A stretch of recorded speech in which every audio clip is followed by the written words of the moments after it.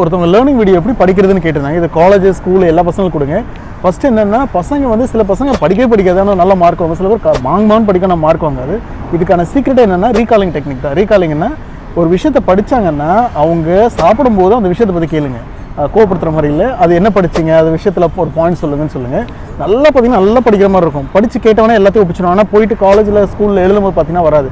அது பெஸ்ட்டுன்னா விஷுவலைசேஷன். நான் பண்ண ஒரு டெக்னிக் சொல்கிறேன். நான் கிரிக்கெட் விளையாண்டே இருக்கும்போது அது என்ன படித்தோம், அது சோஷியல் அந்த விஷயம் என்ன அப்படின்னு யோசிப்போம். ஓகே அப்படின்னு நீங்கள் அந்த ரீகால் பண்ணிங்கன்னா இந்த மெமரிலேயும் அந்த நிறைய டைப்ஸ் இருக்குது. Short time memory, intermediate, long time மெமரின்னு சொல்லிட்டு இந்த ரீகால் பண்ணுற டெக்னிக்கில் படிக்கிற பசங்க 60% நல்லா பெட்டராக பண்ணுறதா ஒரு ரிசர்ச் கூட ஒரு ஃபவுண்டேஷன் ஒன்று சொன்னாங்க. லேர்னிங் நிறைய டைப்ஸ் இருக்குது. மெமரி எப்படி சேவ் பண்ணுறது, தலாமஸில் எப்படி சேவ். ரோட்டில் போகிறோம், ஒரு ஆக்சிடென்ட்டை பார்த்துட்டோம். ஆக்சிடென்ட் பார்த்தவொடனே வந்து அந்த ஆக்சிடென்ட்டை நீங்கள் 10 நாள் கழிச்சு கேட்டால் கூட அந்த ஒரு வேலை ஆக்சிடென்ட் ஆகி பிளட்டை பார்த்தாங்கன்னா அவங்க கரெக்டாக சொல்லுவாங்க. அதே வந்து நீங்கள் ஒரு விஷயம் ஒன்று நடந்து ஒருத்தர் பேர் சொல்லியிருந்தாங்கன்னா 10 நாள் கழிச்சு அவர் பேர் என்ன சொன்னான்னு கேட்டால் ஞாபகம் இருக்காது. அதாவது அது மைண்டில் எந்த அளவுக்கு பாதிக்கிறத பொறுத்து. எந்த அளவுக்கு பாதிக்கணும்னா, ஏன்னா அந்த ஆக்சிடென்ட் பார்த்தோன்னே ஐயோ அந்த ஆக்சிடென்ட் ஆச்சு இல்லை, இது எப்படி ஆச்சு, 4 பேர்ட்ட போய் அதை பற்றி பேசியிருப்போம், நைட்டு வீட்டில் வந்து அதை பற்றி சொல்லியிருப்போம், அதை பார்த்தோன்னு சொல்லிட்டு அதை திருப்பி ரீகால் பண்ணிட்டே இருப்போம். இதுதான் சீக்ரெட். இது வந்து பிக்கஸ்ட் சீக்ரெட்டே இதுதான். இதை தவிர்த்து நிறைய டெக்னிக்ஸ் இருக்குது. லைக் மெமரி எப்படி எடுத்துகிட்டு போகுதுன்னா, குழந்தைங்க வந்து அந்த நர்வ் செல்ஸ் ஃபுல்லாக மாறுறதுக்கே 1 வருஷம் கழிச்சு தான் மாறும். அது அப்போ தான் மெமரி வந்து ஒரு நல்லா இருக்கும். ஏற்கனவே ஒரு ப்ரீஃபிக்ஸ் மெமரி இருக்கும். அதாவது இந்த சக்கிங் ரிஃப்ளெக்ஸு, ஸ்டார்டில் ரிஃப்ளெக்ஸ், அதாவது குழந்தைங்க வாய்க்கிட்ட எங்கேயாவது இப்படி கை வச்சாலே அப்படியே செப்ப ஆரம்பிச்சிடும். அந்த உதடுக்கிட்ட வச்சாலே செப்ப ஆரம்பிச்சிடும். வாய் ஒரு பக்கம் மவுத்தில் இந்த சைடு ஸ்ட்ரோக் பண்ணிங்கன்னா அந்த சைடு ஃபேஸ் திரும்பும். அது மாதிரி நிறைய ரிஃப்ளெக்ஸ் இருக்குது. அதாவது குழந்தைங்களை சும்மா தூக்கி அப்படியே கீழே விட்டிங்கன்னா அப்படியே ஸ்டெப்பிங் மாதிரி கால் தூக்கி வைக்க ஆரம்பிச்சிடும்.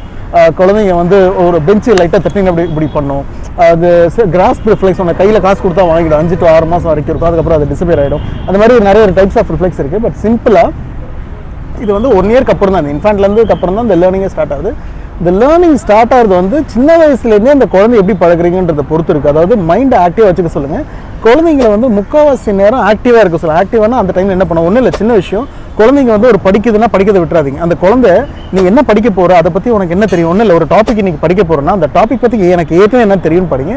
3/4 ஒரு ரிசர்ச் என்ன சொல்கிறாங்கன்னா, அந்த குழந்தை ஒரு ரிசர்ச்சில் பெட்டராக பண்ணணும்னு சொன்னால் 10 நாள் இன்றைக்கி ஸ்டடி லீவுன்னு போட்டு படிக்கிற குழந்தைங்க விட 5 நாள் தான் இருக்குது. அந்த 5 நாள்லையும் 1 hour தான் அவங்களால படிக்க முடியும். இன்றைக்கி 1 hour தான். ஒன்றும் இல்லை, நீங்கள் வந்து அந்த குழந்தைய ஃபுல் டே 24 ஹவர்ஸில் வந்து 15 hours பிஸியாக வச்சுருங்க. அது 4 hours அவங்க ரொட்டீன் வச்சுருங்க. பேலன்ஸ் ஒரு 3 hours தான் இருக்குது. அதுக்குள்ளே தான் உங்களை குழந்தைங்க படிக்கணும்னு சொன்னால் அந்த குழந்தைங்க சூப்பராக படிக்குதான். அதே குழந்தைய ஃபுல் டே இருக்குது, நீங்கள் உட்காந்து படின்னு சொன்னால் புக்கை வச்சு ஏமாத்துன்னு சொல்கிறாங்க. காலேஜ் ஸ்கூலில் எல்லாருக்கும் பொருந்தது. ஸோ நீங்கள் என்ன பண்ணுங்கன்னா, குழந்தைய முடிஞ்ச அளவுக்கு ரீகால் டெக்னிக்கும் நான் சொன்ன இந்த ஒரு அதாவது ஷெடியூல் பண்ணுங்கள். அதாவது ஷெடியூல் பண்ணி இவ்வளோ நேரம் தான் படிக்கணும் அப்படின்னு வச்சிங்கன்னா நல்லாயிருக்கும்.